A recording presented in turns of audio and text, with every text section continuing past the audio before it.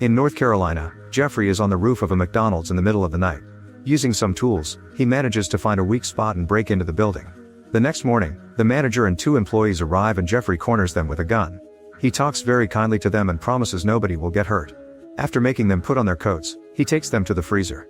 The manager doesn't have a coat and he's very cold, so Jeffrey gives him his. Then he takes all the money from the safe and runs away while avoiding the incoming police car.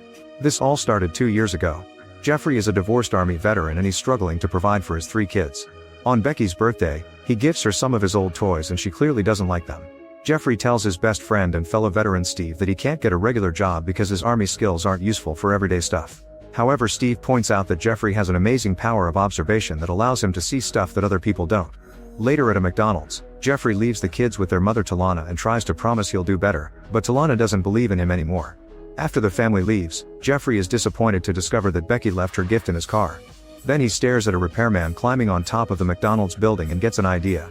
He goes inside and in just a couple of minutes, learns the employees' routines and all the details of how the business works. In the following years, Jeffrey robs 45 McDonald's using the same method. He cuts a hole in the roof to break in. Soon he becomes infamous for his crimes and the media nicknames him Roofman. They also call him terrorizing, yet the robbed employees speak well of him. There's a sketch of him, but since he always wears a mask, they only know their height and build. Now Jeffrey can have a better life. He gets a nicer TV and great things for Becky's birthday, like a band, a fancy cake, and the bicycle she always wanted. All these changes and Roofman's description make Steve suspicious. Unfortunately, Becky's birthday party is interrupted by the arrival of the police, so a desperate Jeffrey starts running away. He jumps through all his neighbors' gardens and reaches the hill, only to trip and roll down. This allows the cops to catch him while Becky watches. After a quick trial, Jeffrey gets a sentence of 15 years. In prison, Jeffrey calls Becky and gets to say a few words, only to hear that Talana already has a new boyfriend. Talana refuses to talk to him and forces Becky to hang up, so Jeffrey never gets to talk to his kids again. He ends up tearing off Talana's face from the family picture he brought. Eventually Jeffrey starts working at the prison shops and learns all the details of the workers' routines, especially the delivery truck. Once he has a plan in mind, he continues to work while making all the pieces he'll need to escape, like cutting a wooden board, wielding some metal pieces, and modifying some clothes. One day, Jeffrey waits until the driver is back in the truck cabin and rushes to get his wooden board. He sneaks under the truck, inserts the board into the frame, and hides behind it. When the truck leaves the building, a guard uses a mirror to check under it, but Jeffrey is well hidden so he isn't seen and successfully escapes. After a few hours on the dirty road, the driver stops to relieve himself. Jeffrey uses the chance to come out and carefully sneak around the vehicle so he can run into the woods. There he gets rid of the prison jumpsuit, revealing other clothes underneath. He makes it to another road and hitchhikes a ride back to town. Outside his house, he watches Becky ride her bicycle, but he doesn't dare to approach her because he knows the cops will come. In the evening, Jeffrey calls Steve to ask for help to get out of the country. Steve tells him he's all over the news and to stay low for now. They can talk again in a month. At that moment, a police car stops nearby and Jeffrey looks around for ideas. There's a toy shop across the street, so he rushes inside with a shopping cart, pretending to be a client. After wandering for a while fake shopping, Jeffrey goes to the bathroom. By stepping on a toilet, he manages to reach the ceiling and hide behind a panel. A cop enters the bathroom to look for him but doesn't see him. Once the store closes, Jeffrey comes down into the office. He checks the security cameras to confirm he's alone and enters the main area, quickly noticing the position of the cameras. Jeffrey carefully sneaks around to avoid being recorded and uses a tool to reach some jars of baby food that he then eats in the office. He also watches the news to follow the police operation that is looking for him and gets offended when they say he's violent. Then he returns to the ceiling and spends the whole day there. The following evening, Jeffrey finds the manual for the security system and manages to pause the recording. Now he can run around the store all he wants. After getting tons of candy, he discovers that there's an empty space behind the bicycle display, so he cleans it before bringing some mattresses and food to make it his home.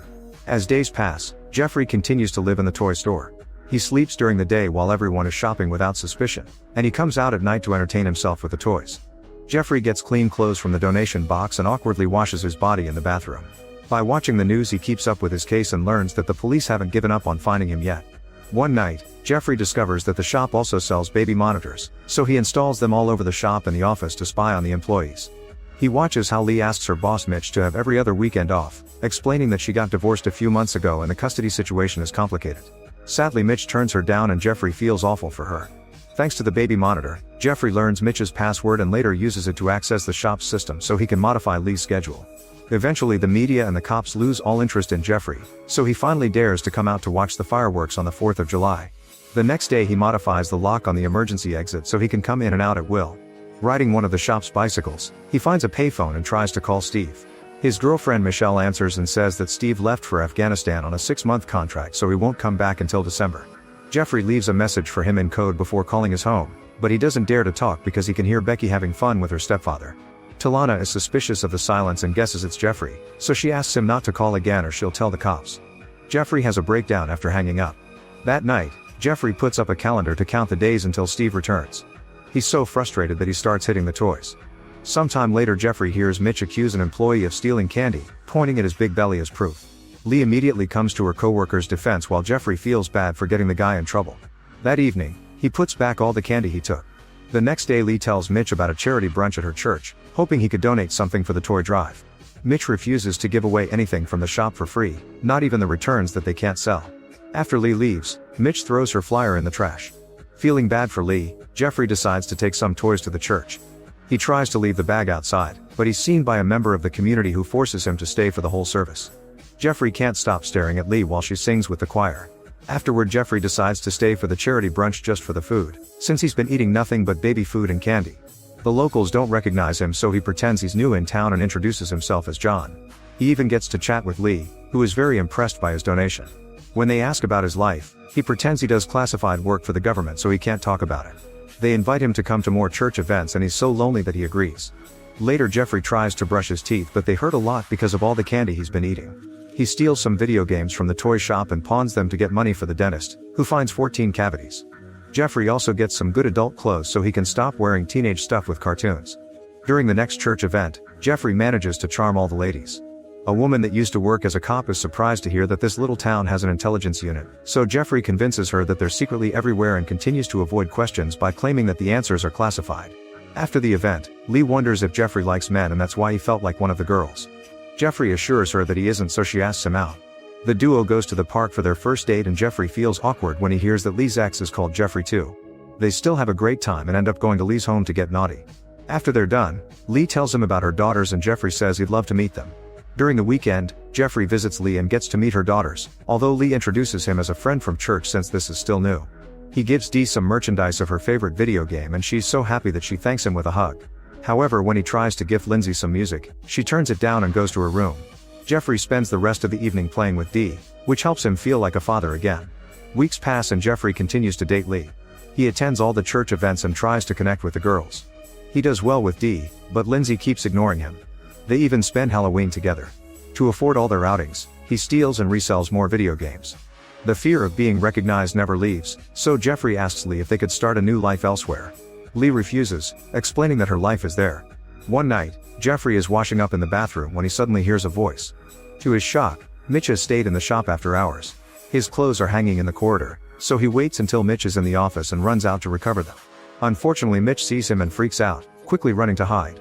Jeffrey pretends he's escaping by activating the back door alarm, but he runs back to his hideout just in time. Mitch calls the police and soon the officers are searching the shop. They stay there for several hours and they don't find Jeffrey, however they finally notice that the security cameras haven't been recording. Mitch tells them that they've been missing a lot of video games and promises to get better security. Soon the media covers the story, but this doesn't stop Jeffrey from meeting with Lee and going to church events. During the Thanksgiving dinner, Lee's friends are worried about her safety because of the toy shop robber and say she should quit. Jeffrey insists that the robber didn't seem dangerous but also agrees that Lee should quit, which some people find contradictory. Lee thinks that a person being so desperate to wash in a shop bathroom is actually a sad situation and they shouldn't be making jokes about it. Lindsay snaps and calls her mother out for spending more time at work than with her family, and after a short argument, she leaves. The next day, Jeffrey calls Steve. Michelle picks up the call again and gives him Steve's message. He should visit them next Sunday to arrange things. Afterward, Jeffrey convinces Lee and Lindsay to apologize to each other, but they end up arguing again.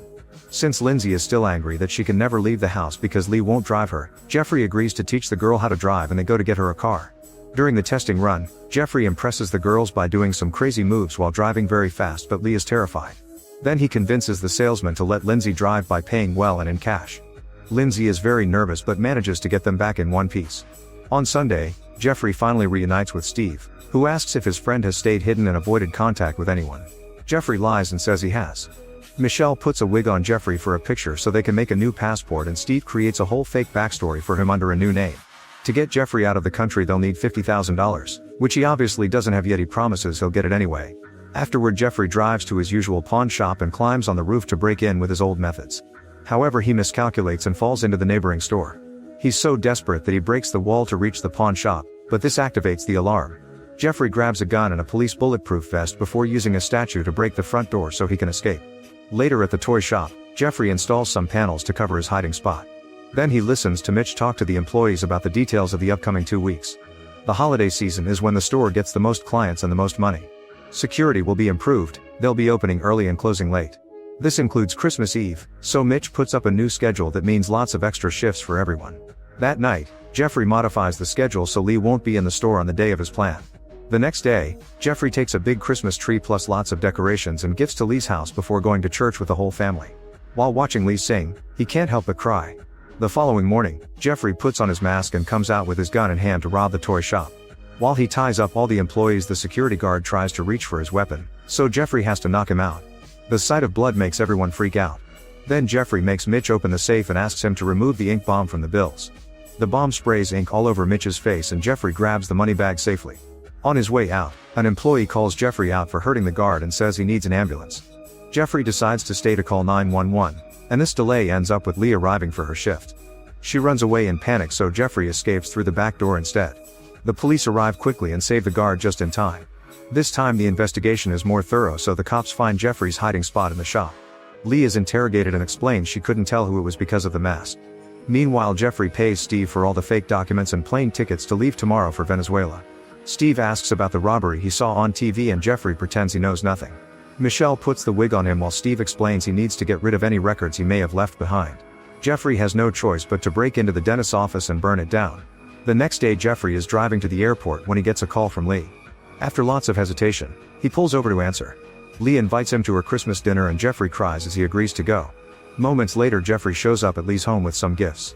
However, this turns out to be a trap and soon the police are surrounding him to arrest him. In the police car, Lee cries with guilt. Jeffrey is sent back to prison with a sentence of 32 years. He puts a picture of Lee's family next to his old one and has lots of time to think about all the pain and damage he's caused with his plans. Jeffrey starts attending a support group in prison and finally gets to call Becky again. The other prisoners want to know if he'll escape again, but Jeffrey has come to terms with his punishment. One day Lee visits him, so Jeffrey uses the chance to apologize. Lee admits she used to be angry, but now she sees their time together as an adventure she's grateful for. She apologizes for her part in his arrest and they hug. This is based on the real story of Jeffrey Manchester, who tried to escape 2 more times in 2009 and 2017. The real late has remarried and recently visited him for the first time since the incident. Jeffrey will be eligible for parole in 2036 and works as the prison librarian. Thanks for watching.